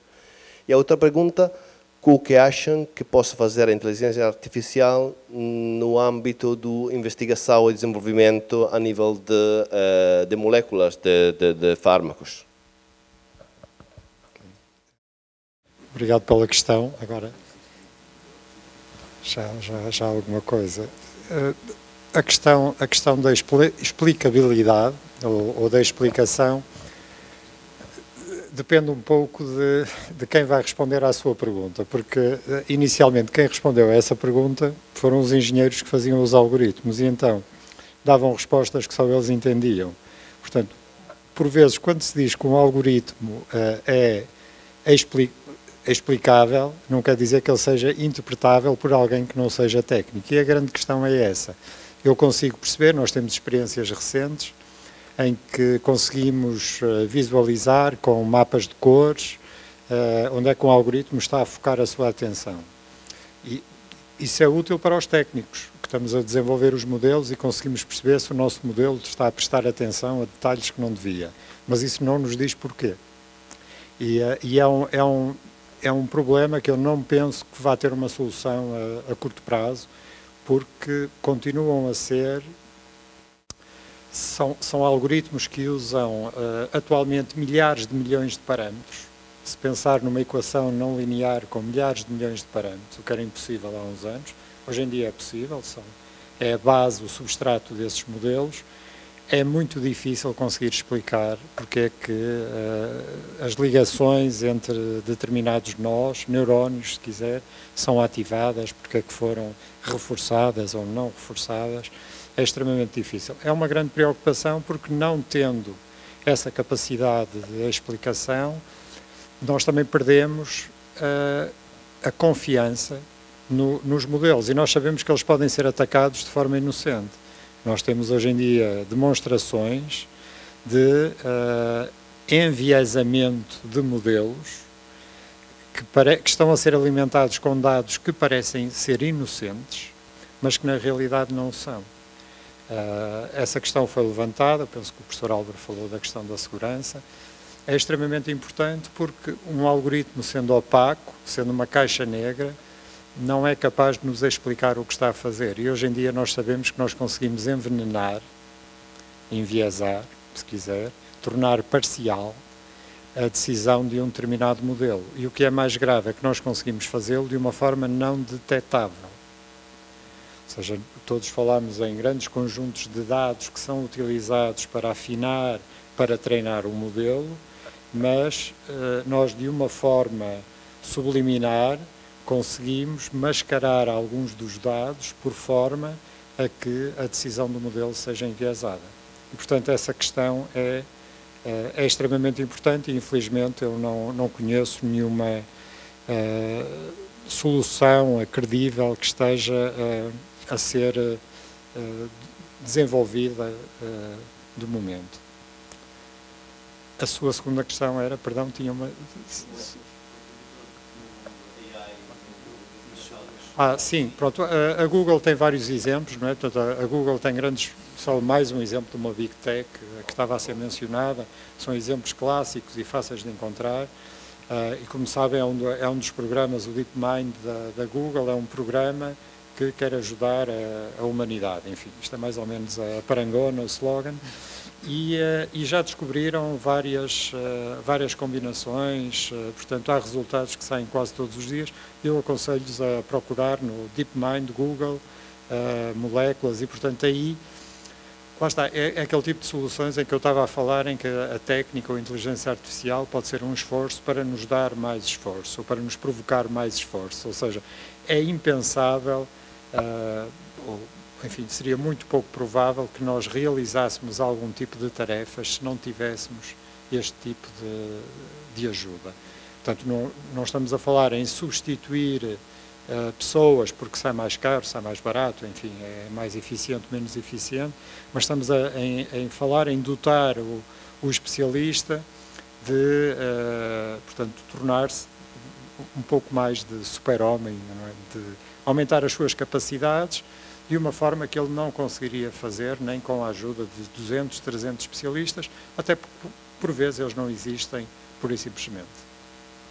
Eu lembro que um dos problemas que nós tentávamos resolver e que eu mencionei, em que tentávamos extrair e representar o conhecimento, há setores, há problemas, há muitos anos, não sei se continua a ser um problema, mas a corrosão nas refinarias era um problema gravíssimo, potencialmente com grave impacto ambiental, enfim, económico também, na vida das pessoas, e as grandes companhias tinham 2, 3 especialistas que passavam a vida de avião a andar de um lado para o outro. E é evidente que eles queriam saber se não era possível, mesmo quando essas pessoas deixassem de estar disponíveis, se não seria possível copiar um pouco do conhecimento deles para o poder utilizar. E, portanto, há essas questões também, e eu penso que os meus colegas referiram isso muito bem. Há essa perspectiva, o professor Luís Martins referiu ser parte da solução, e aí temos de contribuir, como for possível, e ver o lado positivo por um lado e, por outro lado, também precavermos contra a má utilização ou a utilização abusiva desse tipo de tecnologia. Muito obrigado, Srs. Professores. Muito obrigado. Como? 20 segundos. Ok, faz favor. Um comentáriozinho muito rápido, porque as perguntas que pôs eu gostava mesmo de... eu diria, todos os problemas em que o algoritmo está a ser usado para explorar um espaço cuja dimensão é tão vasta que não é tratável com qualquer outro algoritmo, é onde está a haver grandes benefícios da inteligência artificial, por exemplo, nas proteínas, na descoberta de antibióticos, e em que o algoritmo é extraordinariamente bem-vindo porque consegue aprender a explorar esse espaço muito mais depressa do que a varrer de uma outra forma qualquer, e isso acho que é um ganho brutal. Na parte da Explainable AI, que é um tópico na saúde altamente controverso, e que se tivessem cá certos colegas meus crucificavam, mas eu digo que eu também sou da opinião de que não vejo a ser um campo muito de futuro, porque por causa de uma questão que nem se prende imediatamente com o algoritmo, mas com um aspecto mais fundamental e humanista, diria eu, é que nós, na forma como nós raciocinamos seres humanos, nós raciocinamos com base em símbolos e construímos com base em símbolos e interpretamos com base em símbolos, deduzimos com base em símbolos. E nós estamos à espera que sistemas que nós desenhamos a tentar imitar mecanismos biológicos, que depois têm uma representação interna, que é a representação que for, números em matrizes, que de alguma forma vão ter esses símbolos. Mas se esses símbolos só existem na nossa cabeça e nós os partilhamos porque falamos a mesma língua e temos legados de história, como é que esperamos que um algoritmo que dentro são matrizes de números vão de alguma forma estar a representar esses símbolos? Eu acho que é muito complicado isso ser esperado, mas há muitas correntes daquelas pessoas que pensam na emergência, que se juntarmos milhões de processadores, se calhar vão aparecer lá esses símbolos. Eu acho que não, mas é uma aposta.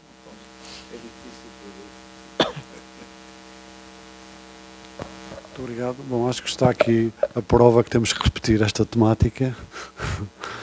Bom, eu passo a palavra à professora Teresa. Muito obrigado, antes de mais, a todos por este momento bem interessante. Teresa, faz favor. Eu pedi ao Sr. Professor Salvato Trigo, Presidente da Fundação, Fernando Pessoa, que viesse aqui encerrar esta mesa redonda, agradecendo mais uma vez a todos os convidados. Não sei, queres dizer alguma coisa ainda? Sim, então pode ser. Sim, pode.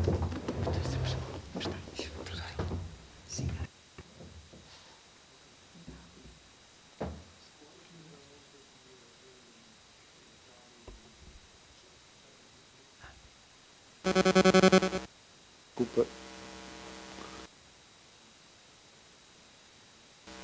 Então, disse-lhe para ele escrever um poema, dado que estamos na UFP, na Hospital Escola, naturalmente, mas na grande instituição que é uma pessoa.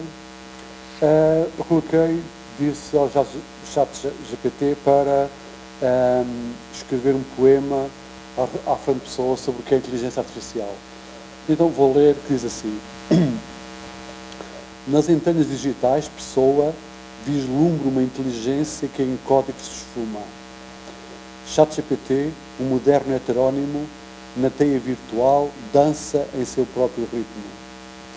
Bits e bytes tecem o poema da inteligência artificial, um eco do futuro, uma voz que se acha. Na máquina, a mente encontra morada, em algoritmos a inteligência se abraça. Fernando, que explorou em si mesmo o universo, veria na inteligência artificial um espelho inverso. ChatGPT, qual poeta virtual, expressa em respostas um pensamento orbital. Em linhas de código ressoa o verbo, palavras que emergem do mundo acéfalo. Inteligência, na lógica do binário, no subespaço, um novo cenário. Máquinas que aprendem, que interpretam, no vasto mar de dados que se entrelaçam. Fernando, neste diálogo com o artificial, a inteligência artificial, uma sinfonia, um novo cantar. Obrigado.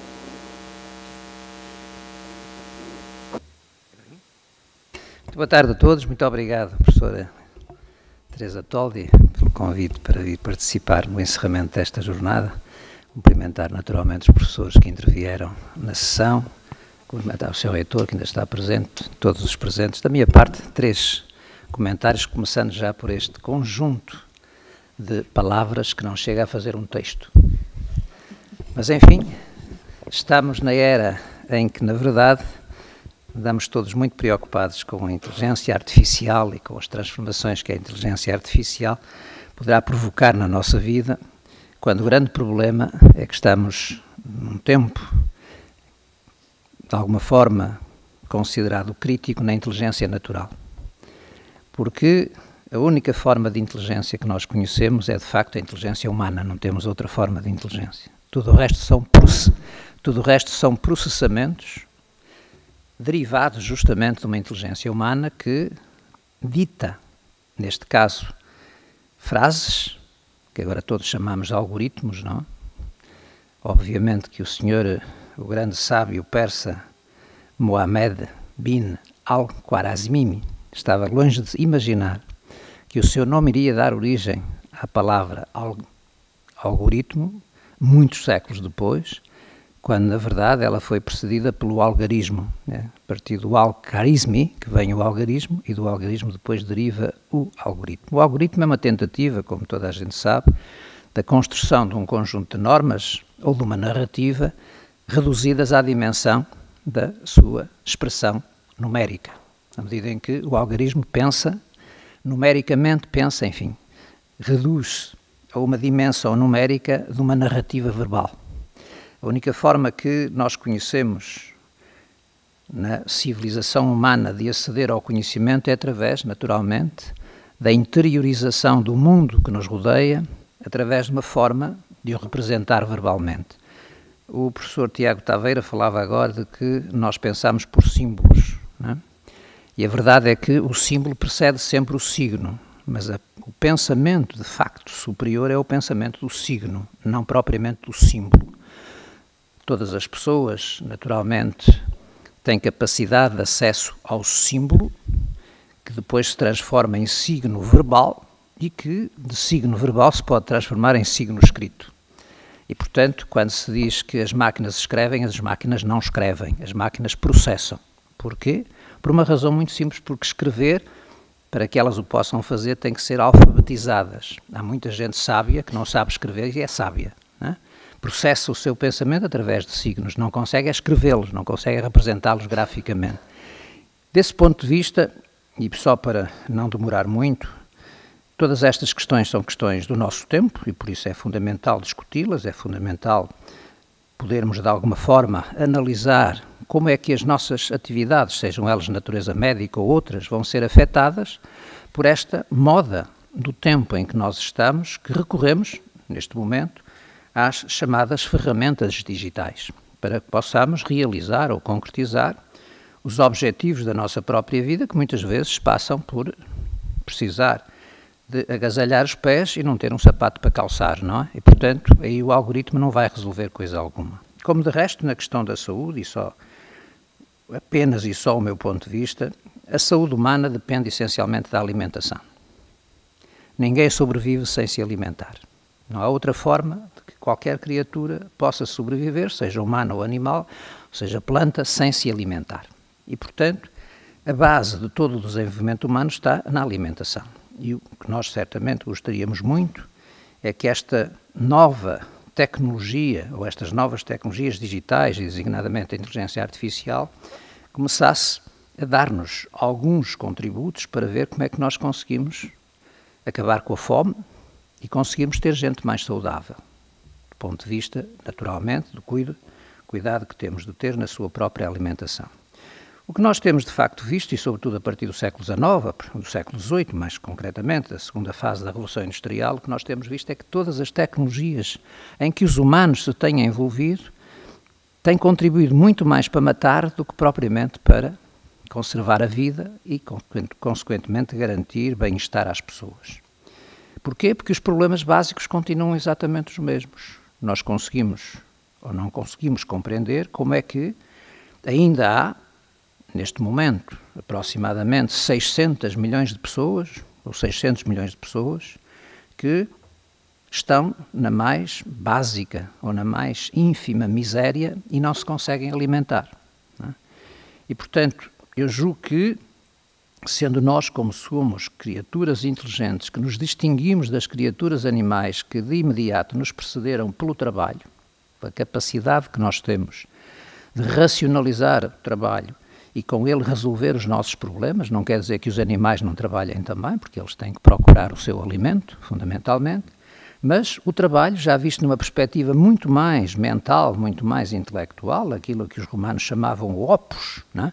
A operacionalidade, que é o trabalho intelectual, para o distinguir do trabalho manual, que os romanos consideravam ser mecânico, ser, portanto, labor, e por isso é que há uma diferença em latim entre o opus e o labor. O opus é um trabalho intelectual, de concepção, de tentativa de construir aquilo que nós hoje chamaríamos os tais algoritmos, as tais narrativas, para encontrar soluções, enquanto o trabalho manual é o trabalho do labor, ou seja, é o labor, aquilo que verdadeiramente implica da nossa parte de esforço para atingir resultados.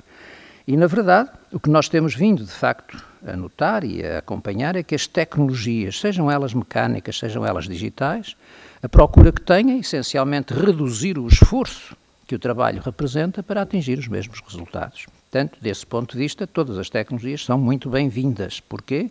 Porque, obviamente, o trabalho feito sem esforço é seguramente um trabalho muito mais inteligente e muito mais, certamente, produtivo e contribuindo para o nosso próprio bem-estar, por outras palavras, para a nossa própria saúde. É evidente que, quando nós falamos hoje aqui da relação entre o ChatGPT, a inteligência artificial e a saúde, todas essas técnicas são absolutamente essenciais para processar dados que rapidamente cheguem a quem devem chegar para que se tomem as decisões. Eu não creio que a civilização humana esteja em fase de desaparecimento, ou seja, substituir os chamados homens naturais pelos homens digitais. Isso é mais uma das fantasias que fazem parte das nossas narrativas, da nossa ficção, mas que, evidentemente, nós sabemos que assim como as criaturas humanas são finitas, à medida que elas, algumas delas, pensarem que se podem substituir pelas máquinas, automaticamente nós estamos a corroborar para um mundo que não tem rigorosamente nada a ver com aquele mundo através do qual nós fomos capazes, no decurso de menos de 1 milhão de anos, construir as grandes civilizações que fomos capazes de fazer, atuando sobre a natureza e transformando. Porque, como sabem, o que nos distingue, essencialmente, enquanto criaturas humanas, é que somos criaturas portadores de cultura, e a cultura é simplesmente aquela ação dos homens sobre a natura para a poder transformar. Às vezes transformá-la para melhor, outras vezes transformam-na para pior, mas os homens verdadeiramente de cultura devem ter a preocupação ética, fundamentalmente, de não agredir a natureza, de poder naturalmente transformá-la para criar o seu próprio bem-estar e o bem-estar daqueles que constituem consigo o seu núcleo familiar e o seu núcleo mais extensivo da vida em sociedade, mas, desse ponto de vista, a nossa preocupação é como vamos conjugar a inteligência artificial com a cultura.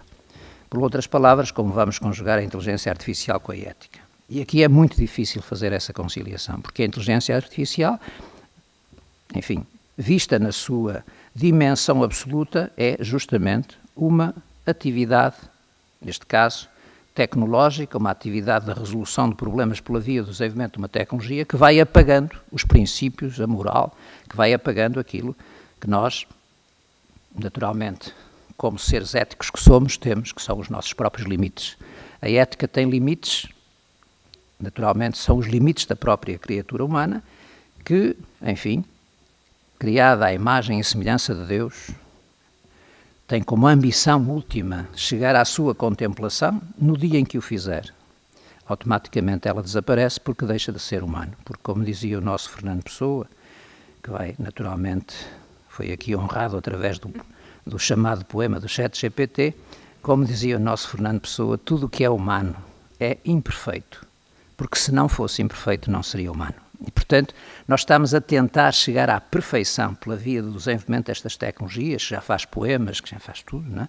A única coisa que não faz é produzir farinha para, naturalmente, com o respectivo fermento e água, nós podemos fazer pão para que as pessoas se possam alimentar. E esse é o grave problema. Eu gostava muito de ver a inteligência artificial hoje muito mais preocupada em como resolvemos o problema da seca, como resolvemos o problema das alterações climatológicas e da completa confusão das chamadas estações do ano, que neste momento chove a norte do país, o sul do país está completamente seco, em circunstâncias muito difíceis para que as pessoas que lá vivem possam ter direito à água como elemento essencial de sobrevida e possam naturalmente ter direito à alimentação.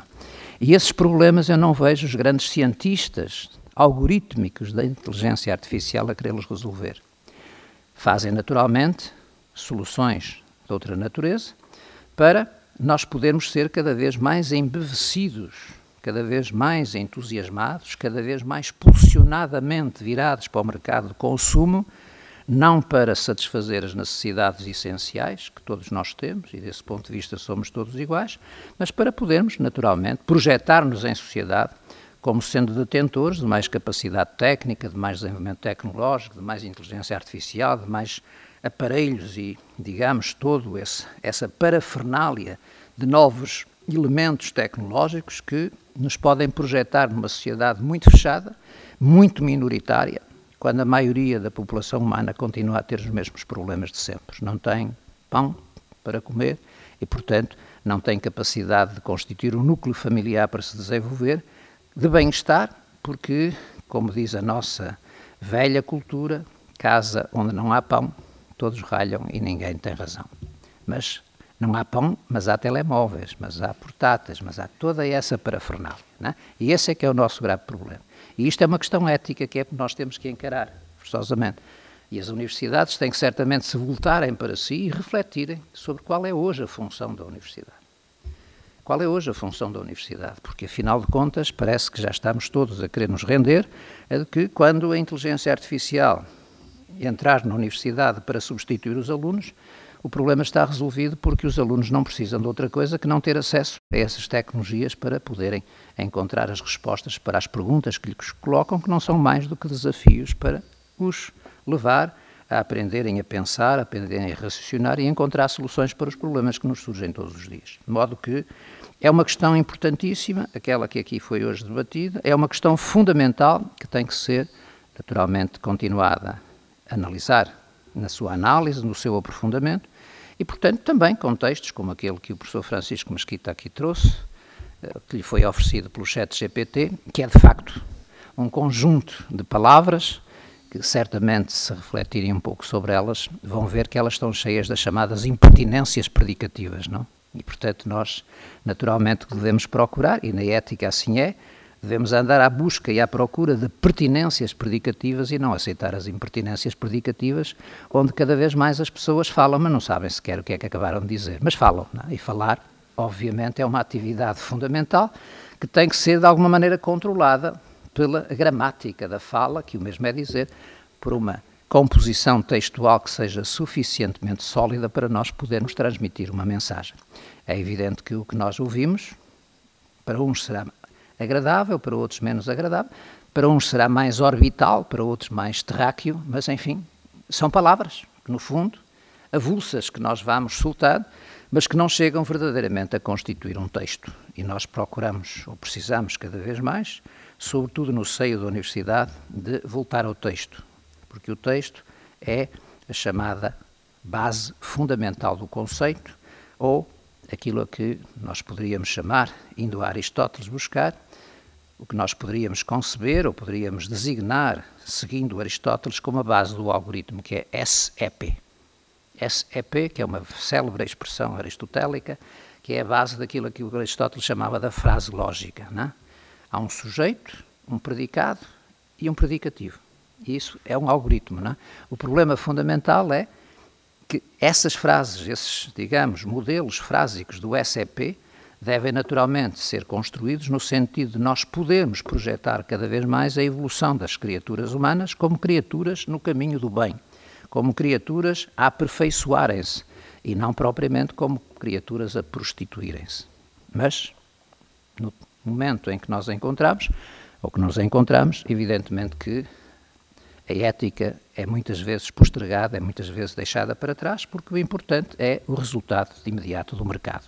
E o resultado do mercado é que faz com que o mundo esteja, como nós sabemos, a transformar-se num planeta extremamente perigoso para que as pessoas possam viver. Muito obrigado pelo convite, professora Teresa Toldi, e eu espero naturalmente que nós continuemos a refletir sobre estas matérias, que são matérias absolutamente essenciais, porque podem levar também a que as pessoas percam a saúde. Em vez de os ajudarem a ter mais saúde, muitos deles já estão na outra, já estão na tal orbital, como dizia o ChatGPT, já não pela nuvem. E temos que ter cuidado com isso. Temos que ter cuidado com isso porque, como o professor Luís Martins dizia, cada vez chegam à consulta pessoas mais jovens, não é? Antigamente a doença, enfim, atinge toda a gente, como é evidente, mas nós começamos a estar numa sociedade extremamente agitada, uma sociedade que começa a ver que isto começa, como nós dizíamos antigamente, começa-lhe a faltar o chão, não é? E temos que ter cuidado com isso, porque toda a tecnologia digital é a tecnologia que anula o chão, não é? E nós precisamos cada vez mais ter a garantia de pôr os pés no chão para que nos sentamos de alguma maneira com segurança e com algum conforto. Muito obrigado.